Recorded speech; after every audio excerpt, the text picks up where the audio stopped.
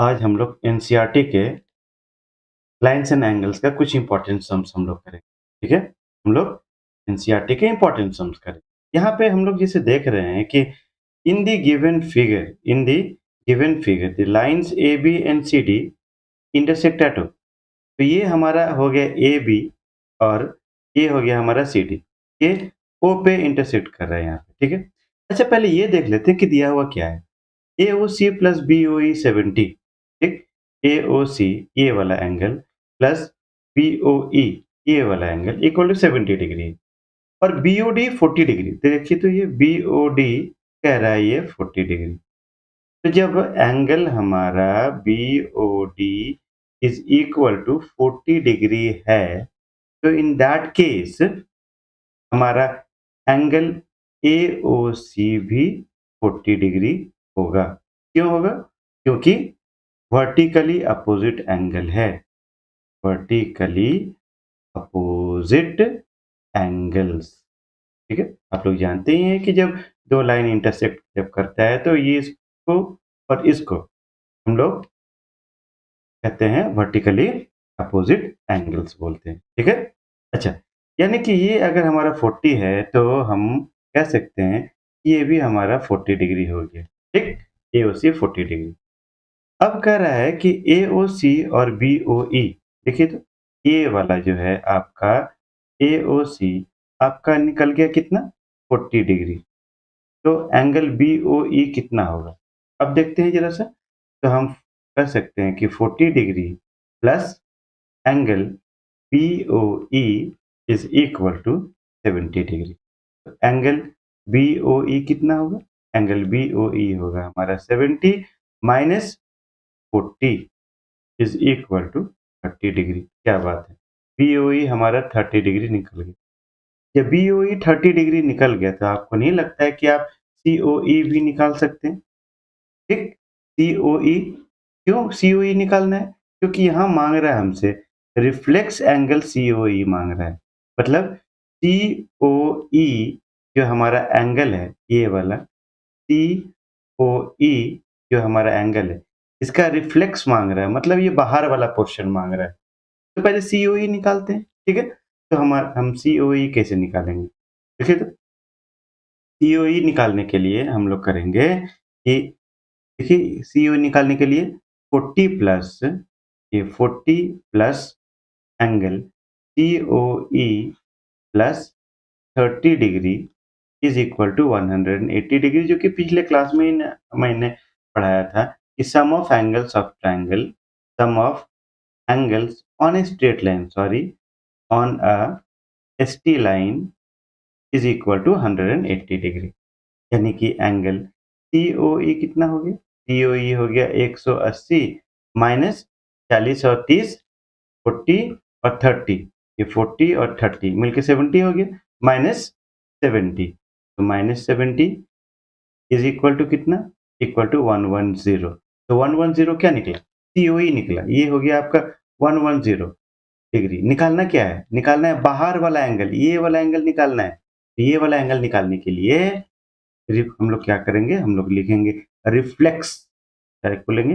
Reflex angle COE, COE is equal to 360 degree minus 110 degree, मतलब 250, 250 degree निकल गया। I hope you have understood. In the figure XY and MN intersect at O, क्या बोल रहा है? ठीक है, ये वाला इसके बारे में कह रहा है। XY और MN अच्छा से करते हैं। MN intersect at O. If POY equal to 90 degree, they have already given you this as 90 degree and A is to B 2:3। अच्छा, पिछले क्लास में हमने बताया था कि अगर A is to B 2:3 है, मतलब A का वैल्यू हम लोग लिख सकते हैं 2x और B का वैल्यू हम लोग लिखेंगे 3x लिखेंगे, ठीक है? जब रेशियो में दिया हुआ हो तो वैल्यूज हो गया हमारा, वैल्यूज हो गया A का 2x, B का हो गया 3x। Very good. कह रहा है कि find C, find C, find we have to find this angle C, ठीक है? तो हम लोग को सी निकालना है, कोई बात नहीं, जब सी निकालना है तो जितना भी है कुछ, ये तो 90 डिग्री दिया हुआ है तो इसके बारे में कुछ कह नहीं सकते हैं। अच्छा, a:b दिया हुआ है 2:3, मतलब ये वाला भी 90 होगा, क्योंकि है कि नहीं? ये वाला भी 90 होगा, मतलब एक्स पीसीएक्स जो है एंगल पीसीएक्स जो है, ये भी आपका 90 होगा। हम सिर्फ समझाने के लिए आए हैं यहाँ पे। अगर नहीं, सब इंटरनेट पे अवेलेबल है, लेकिन क्या फ़ायदा जब कोई समझाने वाला हो ही नहीं। एंगल पीसीएक्स जो है ये वाला इक्वल टू 90 डिग्री। तो एक काम हम करते हैं कि पहले ये वाला थोड़ा साफ कर लेते हैं। पीसीएक्स क्या हो गया? हमारा पीसीएक्स हो गया a प्लस बी हो गया। तो a plus b is equal to 90 degree हो गया। a का वैल्यू हमने लिया था 2x और b का वैल्यू हमने लिया था 3x। तो 2x plus 3x is equal to 90 degree. 5x is equal to 90। तो हमारा x का वैल्यू क्या हो गया? x का वैल्यू हो गया 90/5। ठीक, काटिए। 18 पंचे 90, x इक्वल टू 18 डिग्री नहीं। तो जब x इक्वल टू 18 हो गया तो हमारा 2x का भी वैल्यू निकल गया। 2x का वैल्यू निकल गया 2 इंटू 18, 2 इंटू 18 हो गया 36 डिग्री, और 3x हो गया हमारा 3 इंटू 18 इक्वल टू 54 डिग्री। तो हम यहाँ क्लियरली लिख सकते हैं ये वाला a का वैल्यू एज 36 डिग्री और यहाँ लिखेंगे 54 डिग्री। ठीक, काम खत्म। निकालना क्या है? निकालना है सी निकालना है। तो ये भी 90, 36, 54। अच्छा, ये देखिए तो ये वाला भी हमारा 54 डिग्री होगा। मतलब एनसीवाई, एनसीवाई 54 डिग्री होगा, और उसका रीज़न भी आप जान रहे हैं। इसका रीज़न क्या होगा? इसका रीज़न होगा वर्टिकली अपोजिट एंगल। लेकिन हमें सिर्फ़ ये कहा गया है कि आप सी निकालिए। तो अगर हम इसको नहीं भी निकालेंगे ना, तो कोई फ़र्क नहीं पड़ेगा। क्यों फ़र्क हम लोग को नहीं पड़ेगा?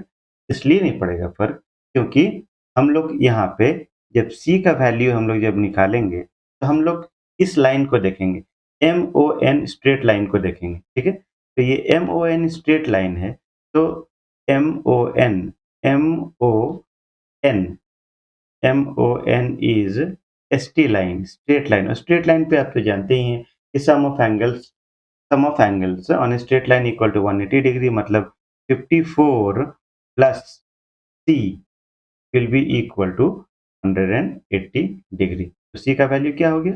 अच्छा, ये लिखना भी पड़ेगा reason, sum of angles on a straight line, ये लिखना ही है, ये लिखना ही है, और यही टीचर लोग देखते रहता है कि रीजन लिखा है कि नहीं। तो C equal to 180 minus 54 is equal to 10 में से 4 गया कितना?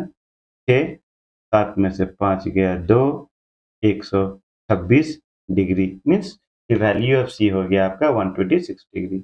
इन the given figure angle P Q R, देखो तो क्या करें, P Q R equal to ये वाला और ये वाला आपका एंगल इक्वल दिया हुआ है। Prove that P Q S, मैंने आपको प्रूव करना है कि ये वाला जो एंगल है, ये वाला बाहर वाला और ये वाला बाहर वाला जो एंगल है, इक्वल है। Prove that P Q S, और इसको थोड़ा सा इसको ऐसे कर देते हैं, ये वाला ए ऐसे हो गया, ये वाला ऐसे हो गया, ये दोनों इक्वल है, ठीक है? प्रूव करना पड़ेगा। तो कोई बात नहीं है, सबसे सिंपल है ये वाला, इसलिए सिंपल है क्योंकि यहाँ पे हम लोग करेंगे P Q S angle, P Q S plus angle P P Q R, P Q R is equal to 180 degree, ठीक है? मतलब ये वाला एंगल और ये वाला एंगल मिलके क्या होगा? 180 डिग्री। आप रीजन जान रहे हैं, sum of angles on a straight line, ठीक है? ऑन अ स्ट्रेट लाइन, क्योंकि अगर हम इसको ढक के देखेंगे ना, फॉर एग्जांपल ये वाला पोर्शन, सिर्फ ये वाला पोर्शन को अगर हम लेके देखेंगे, तो इन दैट केस क्लियरली आएगा ये स्ट्रेट लाइन है, ये स्ट्रेट लाइन है, और ये वाला उस पे स्टैंड कर रहा है। तो sum of the angles will be equal to, sum of the angles will be equal to 180 degree. उसी तरह हम लोग ये कह सकते हैं, ये इसको इक्वेशन 1 मान लेंगे। उसी तरह हम लोग ये भी कह सकते हैं कि angle P R T, angle P R T plus angle P R Q, PRQ equal to 180 degree. Reason same होगा, sum of angles on straight line. ठीक, अब जब कंपेयर करेंगे हम इसको, क्या करेंगे? कंपेयर करेंगे। कंपेयरिंग, इसको इक्वेशन 2 मान लेंगे। कंपेयरिंग कंपेयरिंग 1 एंड 2 को जब कंपेयर करेंगे तो क्या मिलेगा? देखिए तो PQS, फिर से लिखेंगे इसको, angle PQS plus angle PQR will be equal to angle PRT plus angle PRQ। ठीक, लेकिन दिया हुआ क्या है? यहाँ पे क्लियरली दिया हुआ है ये वाला कि PQR और PRQ ये दोनों इक्वल है, तो कैंसिल हो गया। तो angle PQS will be equal to angle PRT, यही मांगा गया था। आप यहाँ पे देख सकते हैं that we have proved that PQS equal to PRT, है कि नहीं? एक लास्ट सम हम लोग करेंगे, हमेशा 4 सम लेके आएंगे, ठीक है? In the given figure if x plus y equal to w plus z, ठीक है? अच्छा, x है, w है, z है, y है, और कह रहा x प्लस वाई और equal to w plus z. कह रहा prove that AOB is a straight line. Prove करना है कि आपका जो है ये वाला AOB, ये वाला इसको अच्छा से ड्रॉ करते हैं, AOB ये स्ट्रेट लाइन है। तो स्ट्रेट लाइन कब होगा? कि AOB angle AOB will be a straight line. कब होगा? Will be a straight line तभी ना होगा जब ये वाला x प्लस वाई जो है, एंगल x प्लस वाई को ऐसे करेंगे, angle x plus y will be equal to 180 degree, ठीक है? यानी तो थोड़ा सा हम लोग और इसको थोड़ा सा क्लियर हम लोग करेंगे यहाँ पे कि ये वाला पोर्शन को हम लोग मिटाएंगे और हम लोग और अच्छा से लिखेंगे कि एंगल x प्लस, क्या लिखेंगे? Angle x plus angle y is equal to 180 degree हो जाएगा। तो अब देखिए करना क्या है, हमें पता है कि एक्स वाई डब्ल्यू जेड जो है ये है आपका चारों चारों एंगल मिलके एक सर्कल बना दिया, ठीक है ना? तो जब चारों एंगल मिलके एक सर्कल बना दिया तो इन दैट केस हमारा एंगल जो होगा ये वाला हमारा x प्लस वाई और w प्लस जेड इसको कुल मिला के 360 डिग्री होगा। रीजन लिखना जरूरी है। क्या रीजन लिखेंगे? Sum of angles, sum of angles on sum of angles around a point, sum of angles around a point, around a point, around a point लिखेंगे, ठीक है? ये लिखेंगे। अब देखिए तो x प्लस वाई जो है यहाँ पे आप देख रहे हैं ना, ये वाला x plus y equal to डब्ल्यू प्लस जेड, तो क्यों ना हम w प्लस जेड को हम रिप्लेस कर देते हैं x प्लस वाई से। कर सकते हैं ऐसा? बखूबी कर सकते हैं। यानी कि x plus y plus x plus y is equal to 360 degree. x plus x हो गया आपका 2x हो गया और y प्लस वाई हो गया 2y is equal to 360 degree हो गया, ठीक? यानी कि 2 जब कॉमन लेंगे तो x plus y will be equal to 360 degree का सॉल्व करेंगे, यानी x plus y will be equal to 360 by 2, ठीक? कैंसिल थोड़ा सा कर लेते हैं भैया, 2 1 टाइम्स 2 ये हो गया 180। क्या बात है, यानी कि x plus y equal to 180, ठीक? ये वाला हमारा, हमने इसका वादा किया था कि ये वाला मिल जाएगा तो A O B straight line होगा और हमने कर भी दिया कि x plus y equal to 180 degree. तो हम लोग क्या लिखेंगे कि since x plus y is equal to 180 degree, therefore AOB is a straight line। अच्छा, कोई क्या करेगा कि x plus y की जगह